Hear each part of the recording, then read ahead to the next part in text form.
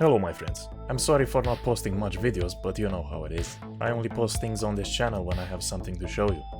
And today I will present to you some occult symbolism I found in the Metro game series. No doubt a game that impressed me very much, with its well-defined post-apocalyptic textures, immersion, story and gameplay. But as you know, on this channel I tackle things that are less talked about by the mainstream gaming journalists or enthusiast reviewers. I tackle, well, the censored things. The things that if you search for, you will not find because the YouTube policies say that all conspiracy search entries should be countered with appropriate reversed results. So I wonder at this point how you were even able to find this video. But congratulations my friend, you are a worthy traveler. And now for your incredible patience, I will reward you with the best shot I found for this video without baiting any longer. When it came to this game, this is the point where my reality changed. Before this, I too thought it was just a well-written sci-fi story from a small gaming studio in Ukraine. But hey, turns out that now it's not such a small studio anymore. Maybe because they promote what the rest of the gaming companies also promote, and that is, well, basically the Illuminati New World Order. This is their symbolism right here. Little Artyom puts his hands in the shape of a triangle, and through them we can only see one eye of the Dark One, with the sun in the background. Triangle, sun, one eye. Masonic symbolism at its finest. When playing Metro Exodus, for example, even we conspiracy theorists are being baited in. The first faction encountered in the Wastelands are this group called the Church of the Water Tsar. Initially, when you look at the symbol, you too can be distracted to say that this is the main area of Illuminati activity for the game. But when it comes to their context, they just worship this giant fish which they consider their king. They also preach against technology and electricity because there are these things called anomalies that keep killing humans and other life forms all over the wasteland. Save us and shelter us from the eye of Satan and emerge with poisonous breath, cold electricity from us, and shield us from the curse of technology brought about by the press. Give us strength to carry thy word and thy will, and by thy will to destroy Satan's minions and his demons, and prevail on the field of battle to sing thy praise. I see you're one of the heretics. But I tell you anyway, there is a cache here, on this island. There is a device. But we can use it. It's a sin. But you could. I'll just have some rest here before I go back. I'll keep praying for you to this starfish for the rest of my life. It might save your soul. This is just a distraction though, so that we don't pay attention to the real conspiracy, which shapes through a story of predictive programming. By the way, if you want to support what I'm doing, consider liking, subscribing, hitting the bell and becoming a patron on Patreon. So let's dive into the big picture. World War III starts. Nuclear war rages on the planet. Russia gets nuked. The only survivors are those who retreated inside of Russia's complex metro systems. Literal cities and factions are formed inside these places. Factions that carry different ideological views, including the extreme ones, like communism and fascism. Artyom, our protagonist, as he gets a glimpse of both these societies, writes in his journal, "Even the apocalypse didn't stop us from killing each other over ideology. They say we've been at war for 100 years. Different nations, as if urged by demons, chose a side in this conflict, and sometimes, like in the Metro, split and fight till both sides are destroyed. The Reich is supposed to be a complete opposite of the Red Line. But why does it look so similar? Poverty and hunger, forced labor and endless rallies, rambling of politicians, and empty eyes of the plebeians. This fight can last forever." I also live in a former communist country, and believe me, it was not such good times. You had certain hours of electricity per day, you had limited warm water, limited heating, rationed food, infinite queues to wait for the rations, work 12 hours a day, and last but not least, the only entertainment that you had on TV was 2 hours of propaganda about how great the party's achievements were. Not to mention, if you had a different opinion to that of the party, you could be imprisoned and put in work camps or tortured. This is exactly what happened to many priests and intellectuals in my country. Why am I telling you this? Well, you know, just in case you might feel some kind of unexplained urge to become a communist. It's not good, my friends, unless you are somehow paradoxically satisfied with having enormous amounts of crippling depression. Both fascism and communism only brought blood to my land. millions of people dead.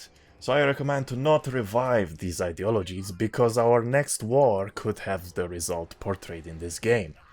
A complete wasteland where you think about how many bullets you have before you think about food. So now here's where the Illuminati gets confirmed. Before I talk about the Dark Ones, there is this very interesting conversation I found. Sorry for just staring at this wall, but if the soldiers see me, their conversation will be interrupted. You ever hear the stories about Metro 2 and the Invisible Watchers? No. You've heard of Ragnarok, the last battle of the gods? Well, Metro 2 is the place where the gods of the Soviet pantheon will take shelter if the forces of evil prevail. The legends say Metro 2 lies hidden beneath this one. Ours is the Metro for the sheep, and the Metro 2 is for the shepherds and their dogs. Once upon a time, the shepherds ruled the herd for them, but later, their strength weakened, and their sheep were dispersed in many directions. A single gate joined these two worlds at a place which now splits the map with a red scar.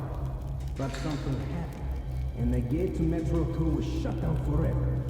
Those living here forgot about Metro 2, and it became a thing of myth. But though we are no longer aware of Metro 2, it does exist. It is all around us. Its tunnels entwined with our own, its stations behind the walls of our stations. The two Metros are inseparable.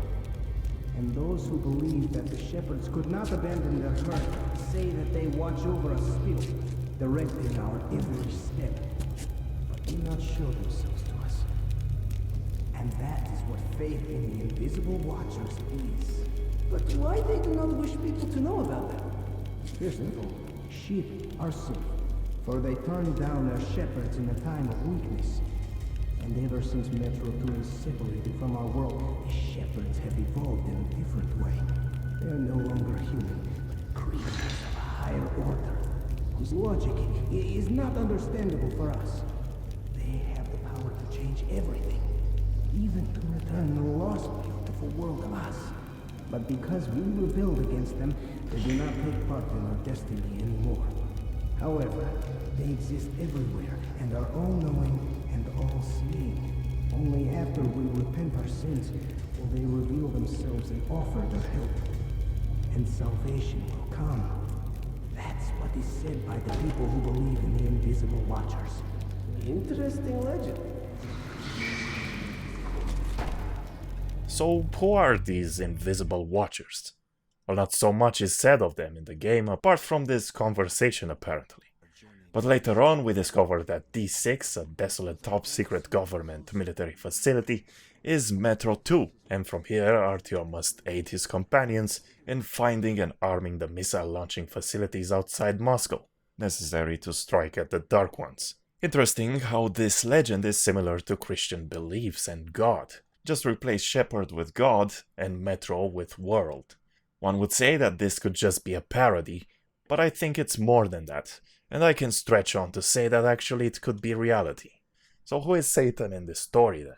Well, the Dark Ones, of course. If you played the Metro series, you would be inclined to think that this is not possible, because the Dark Ones are our distant cousins that evolved outside the Metro, that only want peace and collaboration.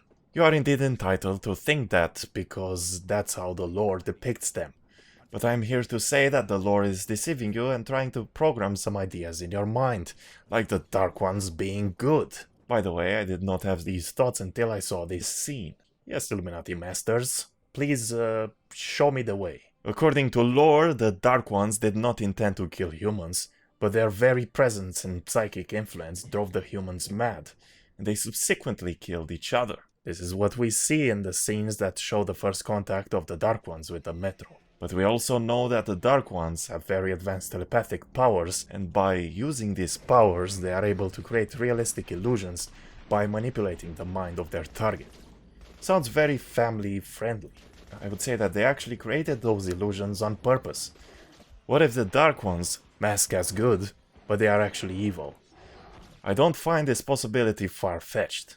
In Romania, we have this forest called Horea Baciu, where a lot of people were reported to have all kinds of hallucinations and paranormal activities happening to them. Similarly to what you see in the Metro, with the Dark Ones. But who are these Dark Ones? Some say they are humans who evolved outside in the radiation. But how? Khan, a key character in the game that has sympathy for the Dark Ones, says they are some kind of super soldiers created by man in D6. These soldiers equipped not only with telepathic powers, but with resistance to radiation and extreme temperatures would be an ideal weapon. But then why did they end up peaceful? Artyom writes in his diary that God breathed life into these creatures. I would say someone else breathed life into them. Sure, the Dark Ones are indeed seen helping Artyom, but Artyom was grown by them to be their ambassador. So of course they're helping him. However, the Dark Ones are seen helping in Metro Last Light 2, where the crippled rangers are saved at the last moment by the second coming of the Dark Ones, who proceed to attack and in turn annihilate the Red Army and secure victory for the heroes. Also, there is a theory that it is the Dark Ones which help Artyom and Miller throughout their endeavors to find medicine for Anna in Novosibirsk in Metro Exodus. After all, it is through some deliberately induced visions that you find your way, and Miller can't explain how he found his way to Artyom in the end either. In the first game, you do have the choice to either destroy the Dark Ones or to be their ambassador. It is completely up to you to make peace with them or to shower them with missiles of doom. But if you do choose to destroy them, the game will make you feel very bad for doing so. They even play some scary musical stabs in the traditional Alfred Hitchcock scale. Oh, by the way, notice how this tower looks like the Tower of Babel. The tower built by Babylonians to reach and be like God. Well, it didn't turn out that good for them, and in my playthrough it didn't turn out that good for the Dark Ones either. But hey, this is another coincidence, right? All these biblical references in all the games are coincidences. It's interesting to see that what they call the good ending has the title of Enlightenment. If we look at it, it will seem like it does have some deep moral positive philosophical ideas. You reap what you sow, Artyom. Force answers force. War breeds war, and death only brings death. To break this vicious circle, one must do more than just act without any thought or doubt.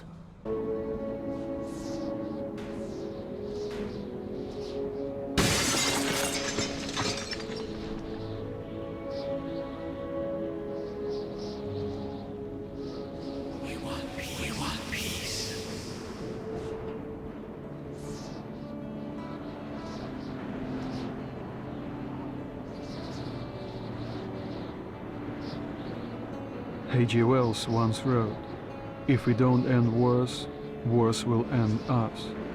And somehow, I stopped my war.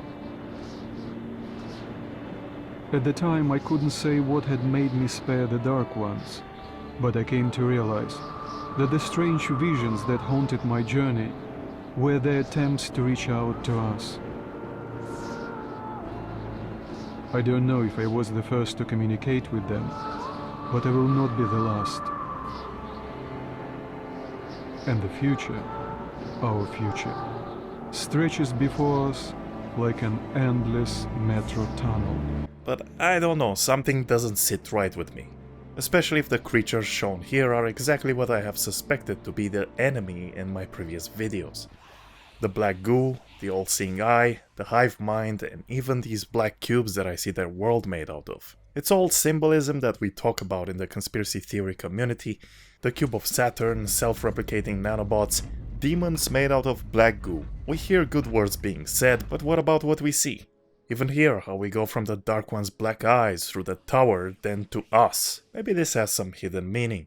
And the future, our future, stretches before us like an endless metro tunnel. The future is stretching before us like an endless metro tunnel? Sounds pretty inspiring, right? What is at the end of that tunnel though? That's what I want to know. And not only me, but also Idiot from Metro Exodus. So, dear Moses, can you feel how sweet the air is without a mask? Or not just sweet, so many shades of taste it has. A weird feeling, eh, my friend?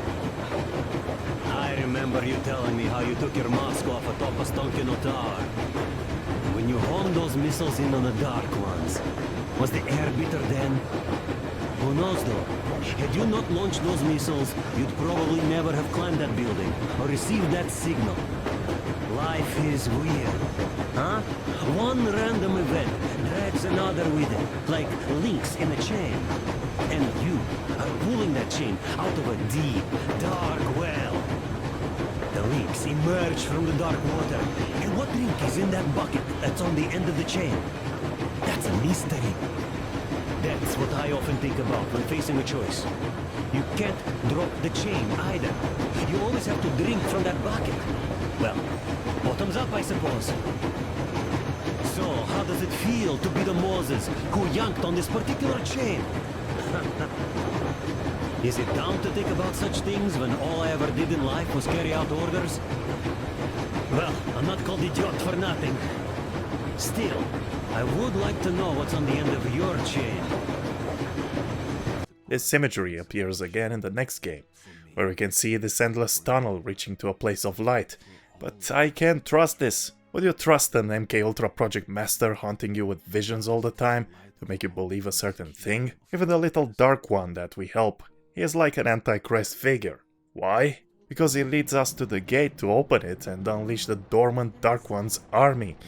Oh, but he's so cute, right? We know God threw the fallen angels in the bottomless pit. What if this is the gate that we are opening? What if this is the endless metro of so-called enlightenment? The little dark one is literally called an angel in the game that brings salvation with his kin to the metro dwellers and the order. He once told me, what if this little dark one is the last of the angels sent to save us?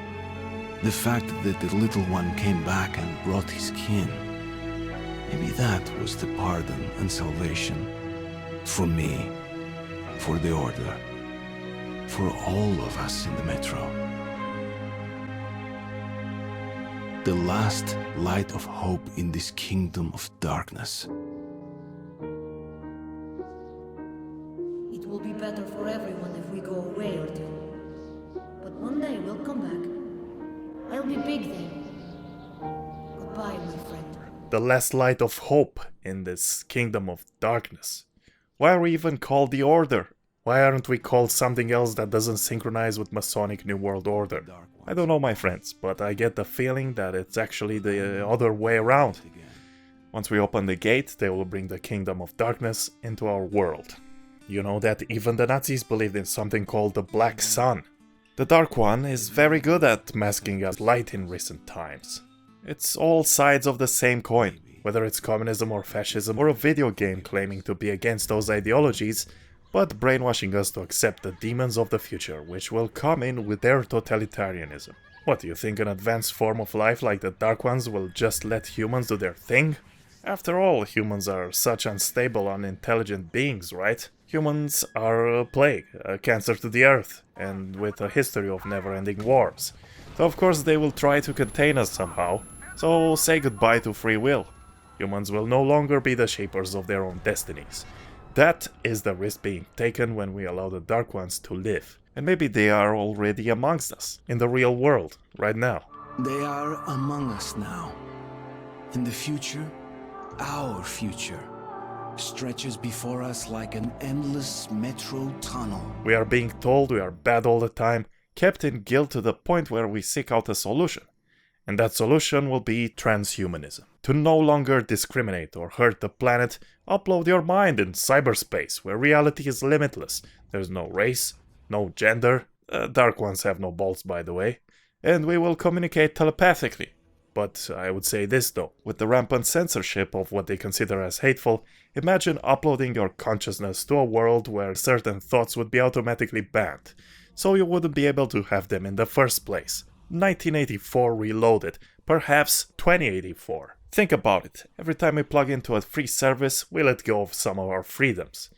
But for this final new world that they are building, we will have to let go of our entire mind. This is the Dark Light. It will be advertised as light, as a last savior even, but it will actually be death. The last light of hope in this kingdom of darkness. So don't fall for it, my friends. Look at the signs, stay aware, eat sunflower seeds and drink vodka in the Chernobyl zone. Maybe the crazy cultists in Metro Exodus are right. Maybe all this technology really is bad because it leads to nuclear war. A very dangerous anomaly. Like in the Zone, but world scale. Speaking of the Zone, I really like how Metrex does inspire from the movie Stalker 1979, made in Russia by Andrei Tarkovsky. And I also inspire from that to create a certain feel for a few new tunes for my new electronic synthwave music album that you can find in the description. Thanks for watching this video, my friends. See you guys next time. Да, пожалуйста.